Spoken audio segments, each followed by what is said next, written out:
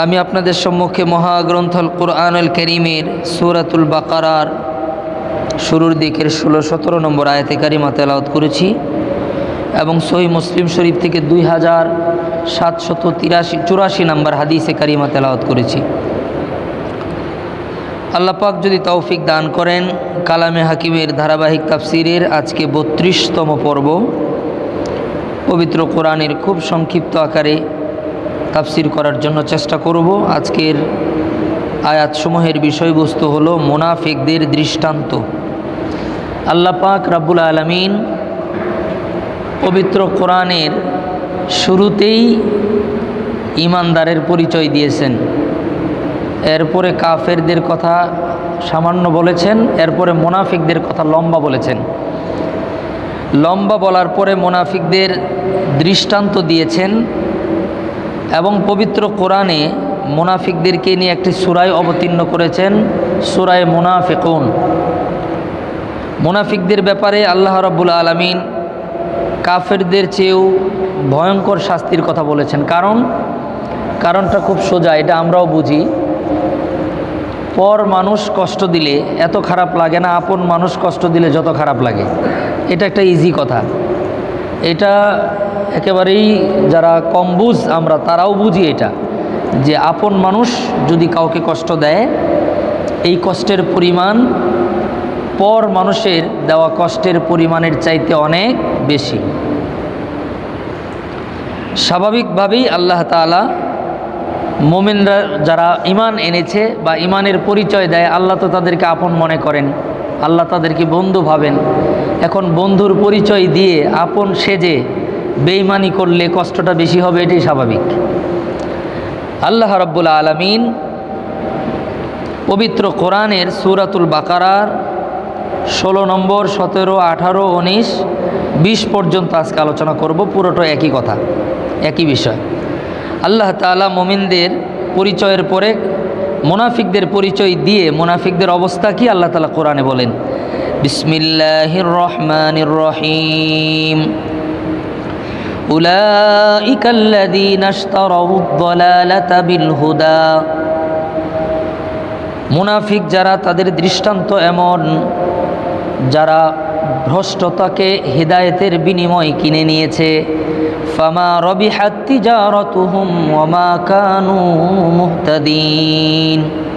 আর তারা তাদের এই ব্যবসায় লাভবান হতে পারে নাই। মানুষদের একটা কমন ডায়লগ আছে, দেখবেন আপনি প্রতিদিন আপনার এক বন্ধুর সাথে একটা কথা বলেন, এক জায়গায় ডাকেন, একটা বিষয় নিয়ে বলেন, তখন এক পর্যায়ে বলে যে তুমি তো ভালো ব্যবসা পাইছো। আসলে কি ওটা ব্যবসা ছিল? কিন্তু ব্যবসা দিয়ে মানুষ উদাহরণ দেয়, দৃষ্টান্ত দেয়। আল্লাহ রাব্বুল আলামিন পবিত্র কোরআনে বিভিন্ন জায়গায় মোমেনদের সাথে এই ব্যবসায়ী শব্দটাকে দৃষ্টান্ত দেওয়ার জন্য বুঝিয়েছেন। আল্লাহ তাআলা এখানেও বলেন ফামা রবিহাত তিজারাতুহুম ওয়া মা কানু মুহতাদিন। এই যে মুনাফিকরা হেদায়েতের বিনিময়ে গুমরাহি কিনলো, এই ক্রয় বিক্রয়, এই বিজনেসটা তারা লাভবান হতে পারে নাই, তারা ক্ষতিগ্রস্ত হয়েছে। ওমা কানু মুহতাদিন, এবং তাদের জন্য হেদায়েতও নাই। এরপর আল্লাহ তাআলা 2টা দৃষ্টান্ত দিয়েছেন। আমি আজকে কোরআনের এই 2টি দৃষ্টান্ত মুনাফিকদের ব্যাপারে এবং নবী করিম সাল্লাল্লাহু আলাইহি সাল্লাম সহিহ মুসলিম শরীফের মধ্যে বর্ণিত হাদিস হযরতে ইবনে ওমর রাদিয়াল্লাহু তাআলা আনহু বর্ণনা করেছেন। সেখানে নবীজি একটা দৃষ্টান্ত দিয়েছেন মুনাফিকদের ব্যাপারে। এই 3টা দৃষ্টান্ত দিয়ে আমার আলোচনা শেষ করব ইনশাআল্লাহ। প্রথম দৃষ্টান্ত আল্লাহ তাআলা বলেন মাসালুহুম কামাসালিল্লাযী ইসতাওকাদা নারা ফালাম্মা আদাআত মা হাওলাহু যাহাবাল্লাহু বিনূরিহিম ওয়া তারাকাহুম ফি যুলুমাত। আল্লাহ তাআলা বলেন মাসালুহুম, তাদের দৃষ্টান্ত হলো ওই ব্যক্তির মতো, কামাসালিল্লাযী ইসতাওকাদা নারা, যে নাকি অন্ধকারের থেকে বাঁচার জন্য আগুন প্রজ্বলিত করলো। ফালাম্মা আদাআত মা হাওলাহু, যখন আগুন সে জ্বালাইলো, আগুন জ্বালানোর পরে চতুর্দিকে আলোকিত হয়ে গেল। অন্ধকারের মধ্যে যদি আপনি আগুন জ্বালান, যেখানে আগুন থাকবে তার চারদিক দিয়ে কী হবে? আলোকিত হবে। আল্লাহ তাআলা এরপরে বলেন, খুব খেয়াল করবেন কথাগুলি। আল্লাহ বলেন, যাহাবাল্লাহু বিনুরিহিম ওয়া তারাকাহুম ফি যুলুমাত। এরপরে আল্লাহ তাআলা তাদের আলোকে নিয়ে গেলেন, নিভিয়ে দিলেন। ওয়া তারাকাহুম ফি যুলুমাত, তাদেরকে অন্ধকারের মধ্যে ফেলে দিলেন। লা ইউবসিরুন, ফলে তারা আর দেখে না। এখন তো বিদ্যুতের যুগ, বিদ্যুৎ নাই মনে হয়। তো এখন তো বিদ্যুতের যুগ, যে কারণে ওই হারিকেন বলেন, হারিকেন না হেরিকেন বলে, যাই হোক হারিকেন, এরপরে হচ্ছে কুপি, এগুলো তো আমাদের বাচ্চারা চিনবেই না, কারণ এখন আধুনিক জামানা। একটু আমার দিকে খেয়াল করেন আপনারা, ওনাদের কাজ করুন, তাহলে আমার কথাটা বলতে সহজ হবে। তো অন্ধকারে যখন আগে বিদ্যুৎ ছিল না, ছোটোবেলায় আমরা গ্রামে দেখেছি, অমাবস্যার রাত্রিতে আপনি মনে করেন কুপি নিয়ে কোথাও যাচ্ছেন, হঠাৎ করে বাতাসে কুপিটা নিভে গেল, আপনার অবস্থা কি? ঠিক আল্লাহ তাআলা এরকমই একটি দৃষ্টান্ত এই আয়াতের মধ্যে দিয়েছেন। মাসালুহুম কামাসালিল্লাযী ইসতাওকাদা নারা, মুনাফিকদের এক নম্বর দৃষ্টান্ত হলো এমন যে কোনো মানুষ অন্ধকারে আলোর জন্য আগুন জ্বালাইলো, আগুন জ্বালানোর পরে চতুর্দিকে আলোকিত হলো। যাহাবাল্লাহু বিনুরিহিম, এরপরে আল্লাহ তাদের আলোকে নিভিয়ে দিলেন, নিয়ে গেলেন। ওয়া তারাকাহুম ফি যুলুমাত, তাদেরকে অন্ধকারে ফেলে দিলেন। লা ইউবসিরুন, তারা আর দেখতে পায় না। এরপর আল্লাহ বলেন, সুম্মুম বুকমুন উময়ুন ফাহুম লা ইয়ারজিউন। সুম্মুম বুকমুন উময়ুন ফাহুম লা ইয়ারজিউন, তারা বধির, তারা বোবা, তারা অন্ধ, অর্থাৎ চোখ কান মুখ একটাও কাজ করে না। ফাহুম লা ইয়ারজিউন, তারা আর কখনো ফিরে আসবে না। এটা হলো কোরআনের আয়াতের অনুবাদ। এবার উদাহরণটা বুঝেন। যারা মুনাফিকরা তো আগে ঈমান আনছে, ঈমান না আনলে তো মুনাফিক হওয়া যায় না। আগে প্রথমে কি করছে?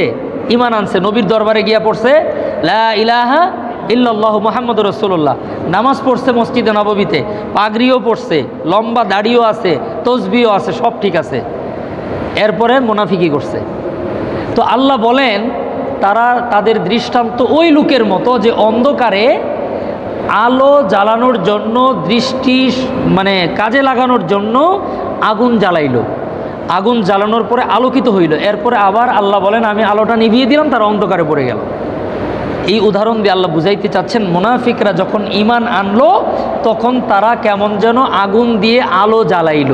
অর্থাৎ ঈমান না থাকলে মানুষ অন্ধকারের মধ্যে থাকে, ঈমান না থাকলে মানুষ অন্ধকারে থাকে। আল্লাহ বলেন মুনাফিকরা যখন ঈমানের হালতে থাকে তখন তাদের অবস্থা এমন যে ওই ব্যক্তির ন্যায় যে অন্ধকারে আলো পাওয়ার জন্য আগুন জ্বালাইল, চতুর্দিকে আলোকিত হইল। এরপরে আবার যখন মুসলমানদের থেকে গিয়া কাফের বেঈমানদের কাছে গিয়া মুনাফিকি করে, আল্লাহ বলেন তখন তাদের দৃষ্টান্ত ওই ব্যক্তির মতো যে আলো জ্বালানোর পরে আমি আল্লাহ আলোটাকে নিভাইয়ে দিলাম, তারা আবার অন্ধকারে পড়ে গেল। এরপরে আল্লাহ পাক বলেন আও কাসাইয়িবিম মিনাস সামাই ফীহি যুলুমাত, অথবা মুনাফিকদের দৃষ্টান্ত ওই লোকের মতো যে অন্ধকারে প্রচুর ঝড় বৃষ্টির মধ্যে পতিত ব্যক্তির ন্যায়, যে আকাশ থেকে প্রচুর ঝড় বৃষ্টি হচ্ছে, ফিহি যুলুমাতুম ওয়া রা'দুম ওয়া বারক, যেই বৃষ্টিপাতের মধ্যে আপনার অন্ধকার রয়েছে, বজ্রপাত রয়েছে এবং বিজলি চমক রয়েছে। বিজলি চমক, বজ্র অর্থাৎ আওয়াজ এবং অন্ধকার অর্থাৎ অন্ধকার, আবার বিজলির চমকের কারণে একটু আলো আসে, আবার বিকট আওয়াজ হয়। এমন তিন মুসিবত সম্পূর্ণ বৃষ্টিতে নিপতিত ব্যক্তির ন্যায় তাদের অবস্থা কি? ইয়াজআলুনা আসাবিআহুম ফি আদানিহিম মিনাস সাওয়াইকি হাযারাল মাউত। ইয়াজআলুনা আসাবিআহুম, তারা তাদের আঙ্গুলগুলাকে রাখে, ফি আদানিহিম, তাদের কানের মধ্যে। কেন? মিনাস সাওয়াইকি হাযারাল মাউত, আওয়াজের চোটে যেন মৃত্যু না হয়ে যায়, এটার থেকে বাঁচার জন্যে তারা তাদের আঙ্গুলগুলাকে কোথায় দেয়? কানের ভিতরে দেয়। এই সিনারি তো আপনারা হরহামেশাই দেখেন।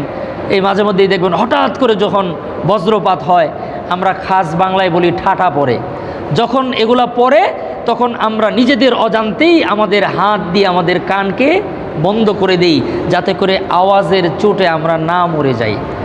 কিয়ামত কিন্তু আওয়াজ দিয়ে হবে, এটা জানেন। আওয়াজ কিন্তু খুব ভয়ঙ্কর জিনিস। আল্লাহ তাআলা এই পৃথিবীকে ধ্বংস করবেন সাউন্ড দিয়ে, আওয়াজ দিয়ে।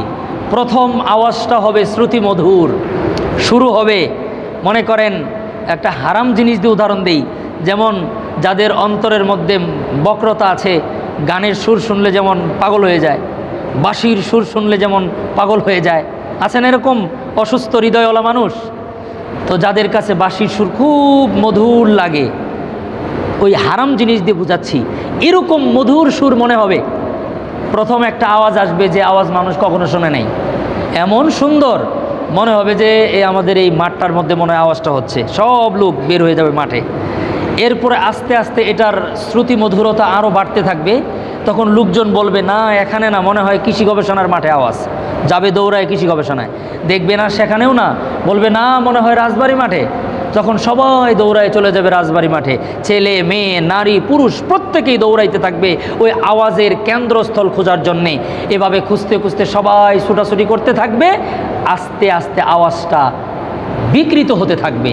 এতক্ষণ শ্রুতিমধুর, সবাই ওই আওয়াজ খোঁজার জন্য বের হবে, হঠাৎ করে আওয়াজটা বিকৃত হয়ে যাবে এবং এত কুৎসিত এত বিকট হবে, তখন মানুষ পালাইতে থাকবে আওয়াজ যেন কানের মধ্যে না যায়।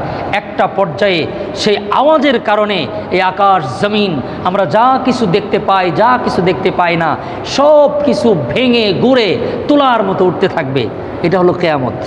আমার বলার উদ্দেশ্য হলো এই আওয়াজ দিয়েই কিন্তু এই ঘটনাগুলি ঘটবে। তো মানুষ যখন বিকট আওয়াজ শোনে তখন নিজের অজান্তেই কানের মধ্যে আঙ্গুল দেয়। আল্লাহ রাব্বুল আলামিন বলেন, মুনাফিকদের দ্বিতীয় নম্বর দৃষ্টান্ত হলো ওই ব্যক্তির ন্যায় যে অন্ধকার রজনীতে এমন বৃষ্টি, যেই বৃষ্টির মধ্যে রয়েছে অন্ধকার, আবার কিছু বিজলি চমকের আলো, আবার বজ্রপাতের বিকট আওয়াজ। এই আওয়াজ থেকে বাঁচার জন্যে তারা তাদের আঙ্গুলগুলাকে কোথায় দেয়? কানের মধ্যে। এরপরে আল্লাহ রাব্বুল আলামিন বলেন, ওয়াল্লাহু মুহীতুম বিল কাফিরিন। আল্লাহ পাক কাফেরদেরকে এভাবেই বেষ্টন করে রেখেছেন। এরপর আল্লাহ বলেন, ইয়াকাদুল বারকু ইয়াখতাফু আবসারাহুম কুল্লামা আদাআ লাহুম মাশাউ ফীহি। অবস্থাটা এমন যে এই বিজলি চমকটা যখন দেয়, এই আওয়াজ, এই আলোটা নর্মাল আলো না যে আলো দিয়ে আমি পথ দেখব। আলোটা এত বিশ্রী যে আলো দেখলে মনে হয় চোখের আলোকেই নিয়ে যাবে, আমি অন্ধ হয়ে যাব তাকালে, এরকম মনে হয়। আল্লাহ পাক এরপরে বলেন, কুল্লামা আদাআ লাহুম মাশাউ ফীহি। এরপরেও ওই আলো যখন একটু আলো দেয়, ওই বিজলি চমকের আলো, তখন একটু করে মানুষ হাঁটতে থাকে। এই দৃষ্টান্ত বর্তমান শহরের মানুষ বুঝবে না। গ্রাম অঞ্চলে একেবারেই আমাবস্যার রাত্রিতে যখন ঝড় তুফান শুরু হয়ে যায়, কাছে টর্চ লাইট নাই, ছিল একটু পাটখড়ির মধ্যে আগুন লাগানো ছিল, বাতাসে আলোটা নিভাই দিল, অন্ধকারের মধ্যে পড়ে গেল। বিজলি চমকের আলো দিলে একটু পথ হাঁটে, আবার অন্ধকার হলে দাঁড়িয়ে যায়, আবার যখন বিকট আওয়াজ হয় তখন কানের মধ্যে আঙ্গুল দেয়, যাতে করে আওয়াজের কারণে সে মরে না যায়। আল্লাহ পাক রব্বুল আলামিন বলেন, ওয়াইদা আযলামা আলাইহিম কামু। আর যখন অন্ধকার হয়ে যায়, লোকগুলা দাঁড়ায় যায়, ওয়ালাউ শা আল্লাহু লাযাহাবা বিসামঈহিম ওয়া আবসারিহিম। আল্লাহ পাক রব্বুল আলামিন বলেন, আমি আল্লাহ যদি চাইতাম তাদের চোখের দৃষ্টিকে ছিনায় নিতে পারতাম, কানের শ্রবণ শক্তিকে ছিনায় নিতে পারতাম। কারণ এমন বিকট আওয়াজ হয়, ওই আওয়াজে মানুষ একেবারেই বয়রা হয়ে যাবে। কানের স্মৃতি মানে আপনার শ্রবণ শক্তিকে আল্লাহ তাআলা নিভিয়ে দিতে পারতেন। ও আবসারিহিম, এবং চোখের দৃষ্টিশক্তিকে আল্লাহ তাআলা নিয়ে নিতে পারতেন। ইন্নাল্লাহা আলা কুল্লি শাইইন কাদির। আল্লাহ পাক বলেন, নিশ্চয়ই আমি আল্লাহ সকল বিষয়ের উপর সক্ষম। খুব খুব ভালো করে বুঝেন। আল্লাহ পবিত্র কোরআনে সূরাতুল বাকারায় 16 থেকে নিয়ে 20 নম্বর আয়াতের মধ্যে মুনাফিকদের দুইটা দৃষ্টান্ত দিয়েছেন। আমি আবার বলছি, 1 নম্বর দৃষ্টান্ত হলো ওই ব্যক্তির ন্যায় যে অন্ধকার থেকে বাঁচার জন্য আলো জ্বালাইল, আলো জ্বালানোর পরে চতুর্দিকে আলোকিত হইল, এরপরে আল্লাহ বলেন আমি আলোটা নিয়ে গেলাম, নিভিয়ে দিলাম, অন্ধকারে ফেলে দিলাম। অথবা ওই ব্যক্তির মতো মুনাফিকরা, যে ব্যক্তি নাকি প্রচণ্ড ঝড়ো বৃষ্টির রাত্রিতে অন্ধকারের মধ্যে আকাশ থেকে বজ্রপাত হচ্ছে, যখন বিদ্যুৎ চমকায় তখন একটু করে পথ হাঁটে, আবার যখন অন্ধকার হয়ে যায় থেমে যায়, যখন বজ্র আওয়াজ আসে কানের মধ্যে আঙ্গুল দেয়, ওই ব্যক্তির মতো। অর্থাৎ দুই ধরনের আলো, এক ধরনের আলো নিজে জ্বালায় অন্ধকারের মধ্যে, আবার আল্লাহ নিভায়ে দেয়। আরেক ধরনের আলো আকাশ থেকে প্রচুর ঝড় তুফানের মধ্যে হয়, এটা এমন যে মনে হয় চোখই অন্ধ হয়ে যাবে, আবার একটু দেখা যায়, একটু সামনে যায়। এই দুই ধরনের আলোকিত লোক কিন্তু অন্ধকারের মধ্যে পড়ে আছে, আল্লাহ পাক রাব্বুল আলামিন মুনাফিকদের দৃষ্টান্ত দিয়েছেন। মুনাফিকরা যখন কালেমা পড়ল, লা ইলাহা ইল্লাল্লাহু মুহাম্মাদুর রাসূলুল্লাহ, মুনাফিকরা যখন মুসলমান হইল, তখন তাদের অবস্থান এরকম, ওই যে যখন আলো জ্বালাইল অন্ধকারের রাত্রিতে, অথবা বিদ্যুৎ চমকানোর সময় যে সামান্য আলো হয়, ওই আলোতে যতক্ষণ পথ চলল, এটা হলো তাদের ঈমানের হালত। এটা কোন হালত? ঈমানের হালত। আল্লাহ পাক এই দুইটা দৃষ্টান্তের মধ্যেই বলেছেন, কিন্তু যখন আলো জ্বালায় এরপরে আলোটা আল্লাহ নিভিয়ে দিয়েছেন। বিদ্যুৎ চমক অনেকক্ষণ থাকে না, সামান্য সময় থাকে, এরপরে আবার তারা অন্ধকারে নিপতিত হয়ে যায়।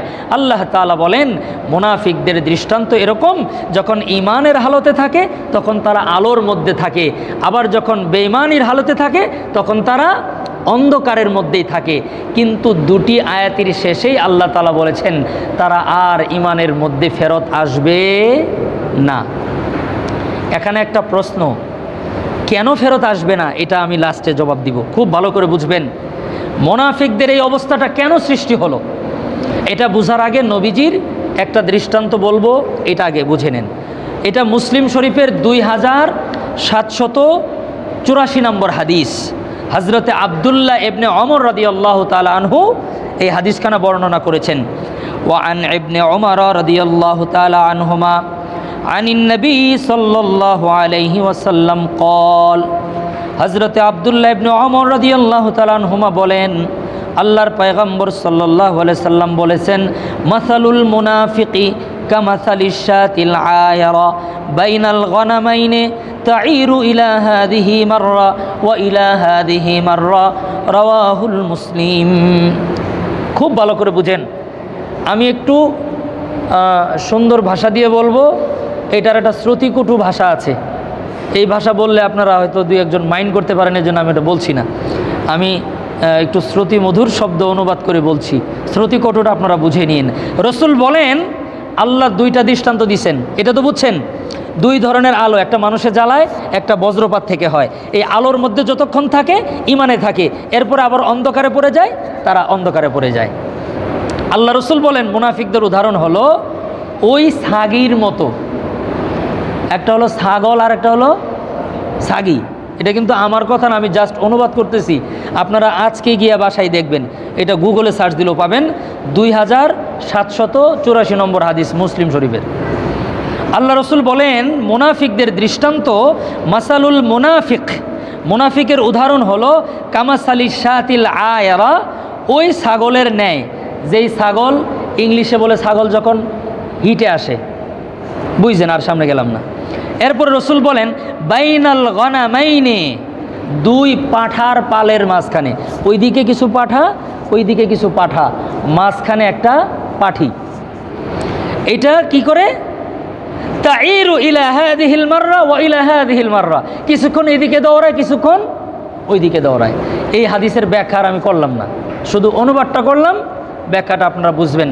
আল্লাহর পয়গম্বর সাল্লাল্লাহু আলাইহি সাল্লাম মুনাফিকদের ব্যাপারে কত বিরক্তির সাথে, কত কষ্ট নিয়ে, কত দুঃখ নিয়ে নবী করিম সাল্লাল্লাহু আলাইহি ওয়াসাল্লাম এই দৃষ্টান্ত দিয়েছেন যে ওই ছাগলের ন্যায়, ওই ছাগির ন্যায় যেটা আপনার পাঠার এক পাল এদিকে আর এক পাল ওদিকে, দুই পালের মাঝখানে দৌড়াদৌড়ি করতে থাকে।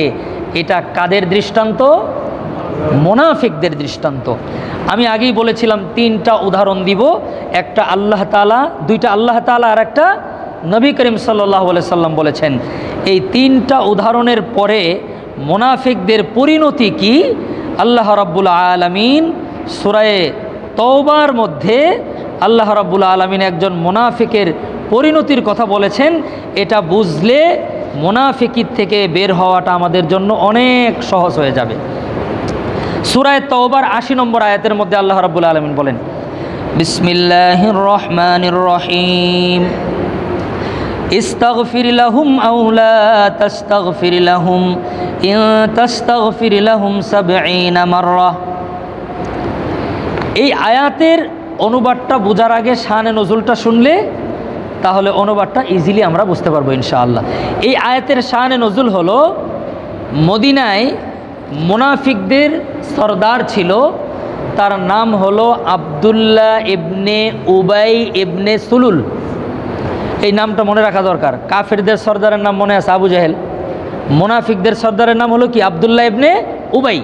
আব্দুল্লাহ ইবনে উবাই ইবনে সুলুল। তার ছেলে ছিল সাহাবী, তার ছেলের নাম আব্দুল্লাহ, আব্দুল্লাহ ইবনে উবাই।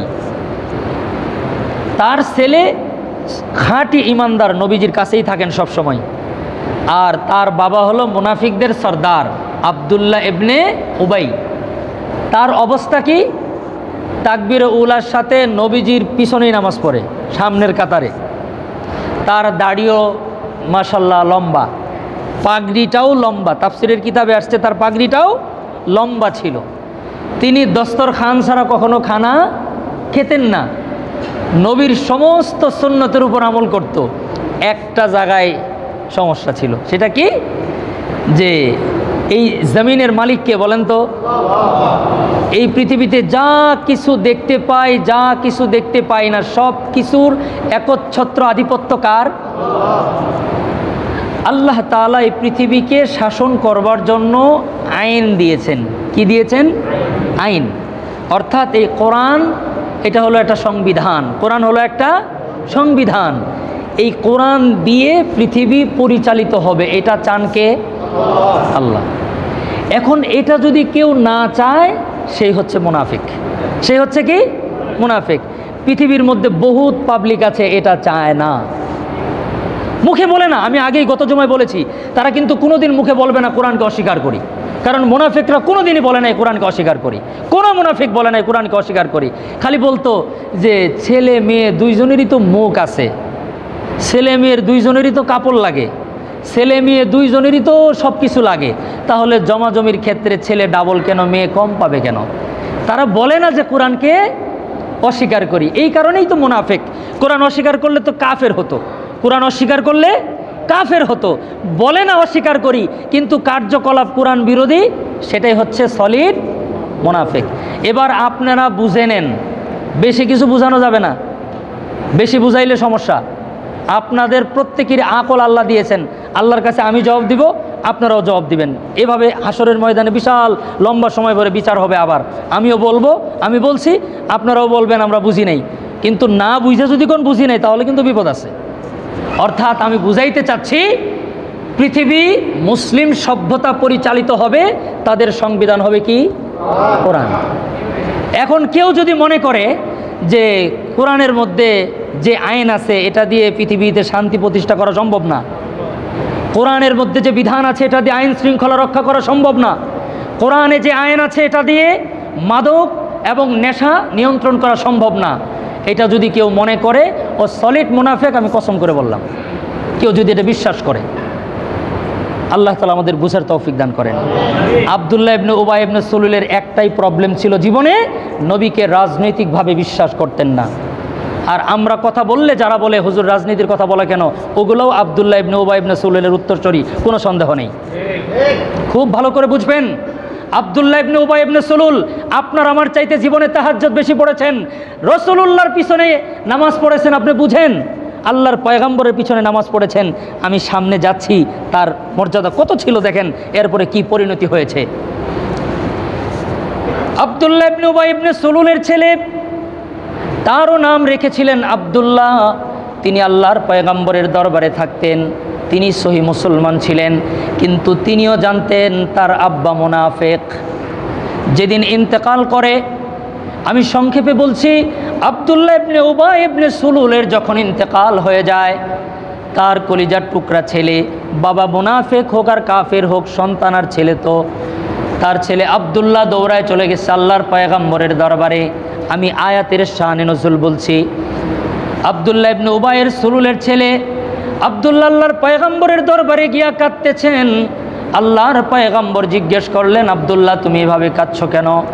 আব্দুল্লাহ বলেন, ইয়া রাসূলুল্লাহ, ওগো নবীজি, কিছুক্ষণ পূর্বে আমার আব্বা ইন্তেকাল করেছে। আল্লাহর পয়গম্বর বুঝতে পারলেন অবস্থা এমন যে খুবই কষ্টের মধ্যে আছে। এবার নবীজি বললেন, আব্দুল্লাহ আমি তোমার বাবার জন্য কি করতে পারি? আব্দুল্লাহ বললেন, ইয়া রাসূলুল্লাহ, আপনার গায়ের জুব্বা মোবারক যদি দিয়ে দেন, এটা দিয়ে আমি আমার আব্বার কাফন পড়াবো। আমার দিলটায় বলে আপনার কাফনের কাপড়, আমার আব্বার কাফনের কাপড় যদি আপনার পরনের জুব্বা হয়, তাহলে হয়তোবা কবরের মধ্যে আল্লাহ পাক আমার আব্বাকে আযাব দিবেন না। নবী করিম সাল্লাল্লাহু আলাইহি সাল্লাম তাকে জুব্বাটা দিয়ে দিলেন খুলে।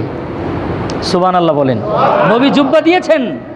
পরবর্তীতে হযরত ওমর জিজ্ঞেস করেছেন, ইয়া রাসূলুল্লাহ, আপনি কেন এই মুনাফিকটাকে জুব্বার কাপড় দিয়েছেন? পরে জিজ্ঞেস করেছেন। আমি আগে বলে নিচ্ছি আমার কথাটা বোঝানো সহজের জন্যে।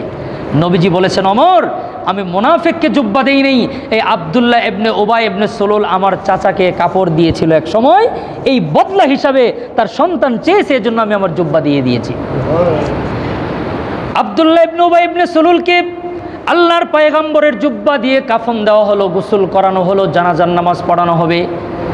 এবার আব্দুল্লাহ নবীর সাহাবী গিয়া বলেন, ইয়া রাসূলুল্লাহ, আপনি দয়া করে আমার আব্বার জানাজার নামাজটা পড়ায় দিবেন, আপনি আমার আব্বার লাশটা কবরের মধ্যে নামায় দিবেন।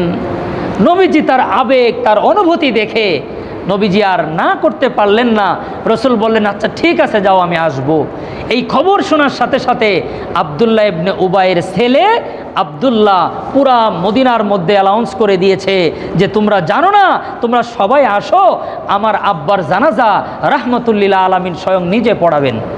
এই খবর শোনার পরে ইহুদিরা, এরপরে কাফেররা, মুনাফিকরা আশপাশ থেকে তাকায়, কেউ জানাজা দেখতে আসছে, কেউ জানাজা পড়তে আসছে।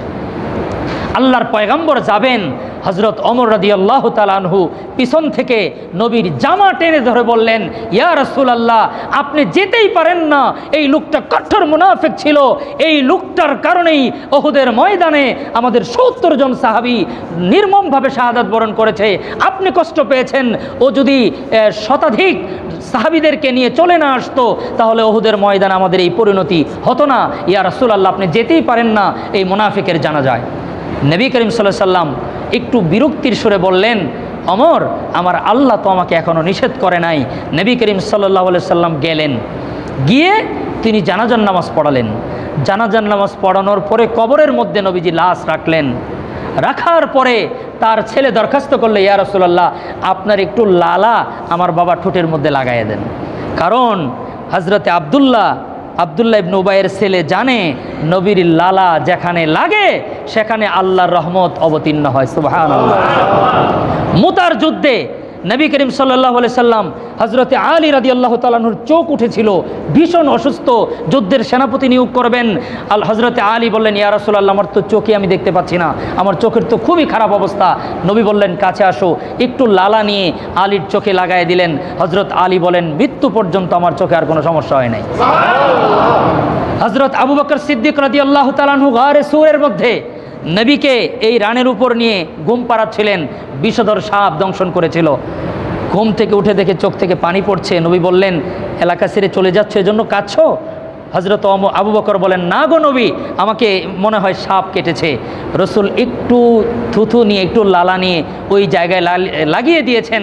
হযরতে আবু বকর বলেন, আর জিন্দেগিতে আমার পায়ে কখনো বিষ ছিল না। সুবহানাল্লাহ। তো আব্দুল্লাহ জানে যে নবীর ঠোঁটের লালার অনেক দাম। আল্লাহর পয়গম্বর মুনাফিকদের সর্দার আব্দুল্লাহ ইবনে উবাই ইবনে সুলুলকে লালা লাগিয়ে দিলেন। আল্লাহর পয়গম্বর এবার দোয়া করবেন।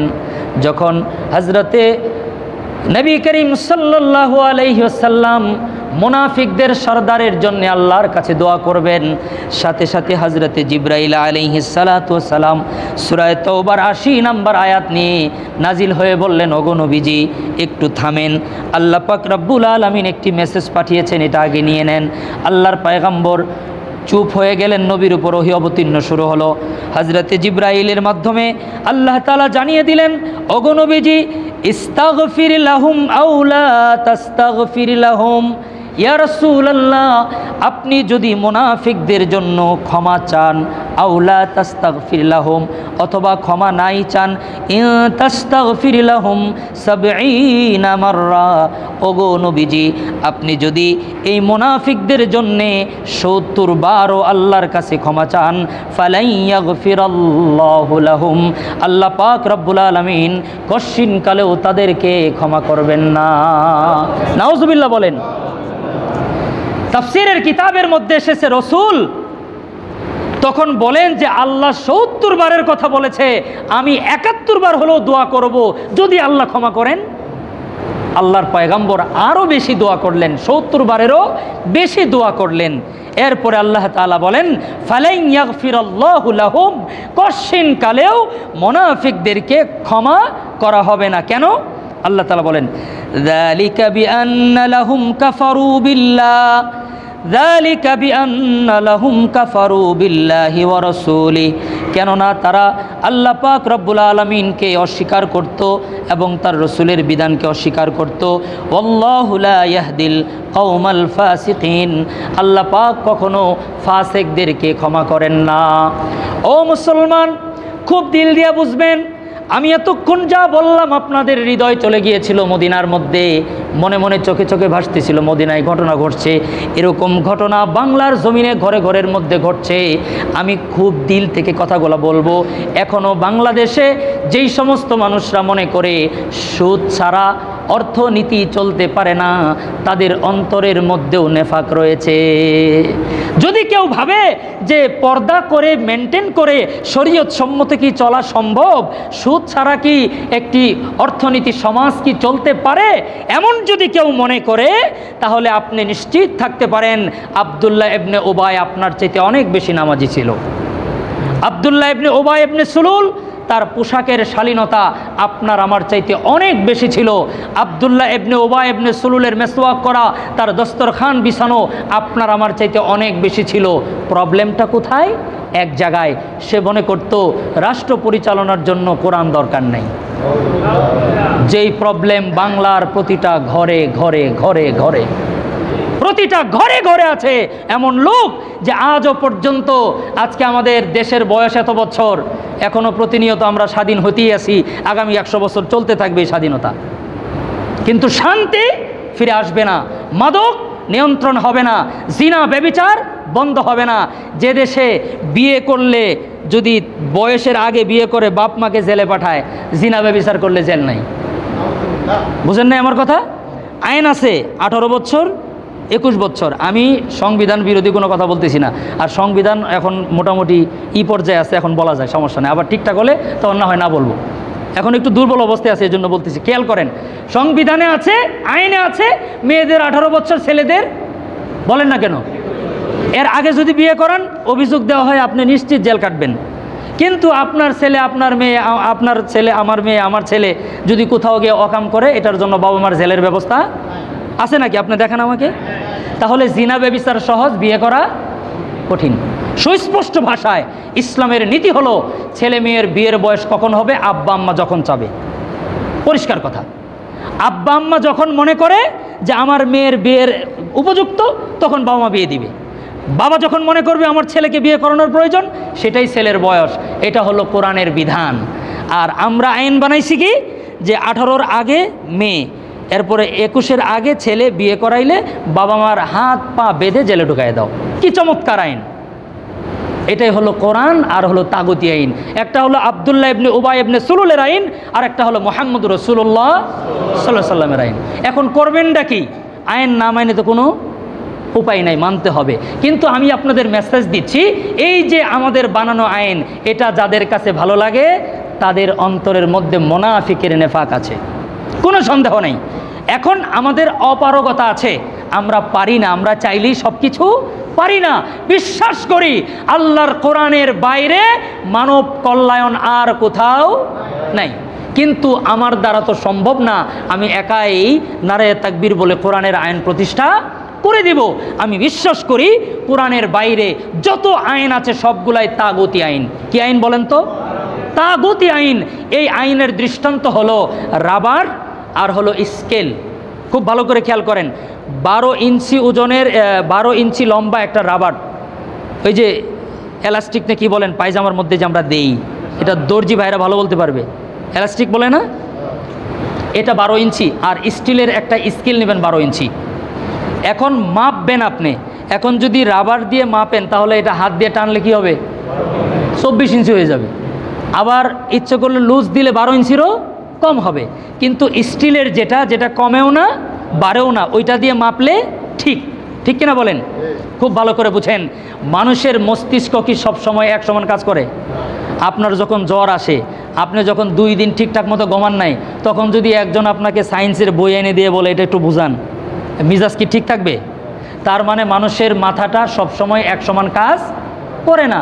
বুড়া হইলে দুর্বল হয়ে যায়, পোলাপান থাকলে দুর্বল থাকে, অসুস্থ হলে দুর্বল থাকে। তো এই দুর্বল জিনিস দিয়ে যদি আইন প্রণয়ন করা হয়, ওইটা ওই রাবারের মতো হবে, মনে চাইলেই 16 ইঞ্চি, মনে চাইলেই 9 ইঞ্চি। আর আল্লাহর কোরআন যেটা লা রাইবা ফিহে, এটা কমানোও যায় না, বাড়ানোও যায় না। এটা যতদিন পর্যন্ত মুসলিম সমাজের সংবিধান প্রণয়ন না করা হবে ততদিন মাদক নিয়ন্ত্রণ করা সম্ভব। আমি একবার দেখেছিলাম, বেশি বললে আপনারা টের পেয়ে যাবেন, আমি চাই আপনারা টের না পান। এক মিছিলে আমাকে আমন্ত্রণ জানানো হয়েছিল, কিসের জন্য? মাদক বিরোধী মিছিল। আমি যাই নাই। কেন যাই নাই? মাদকের সব ডিলাররা এটার সামনে।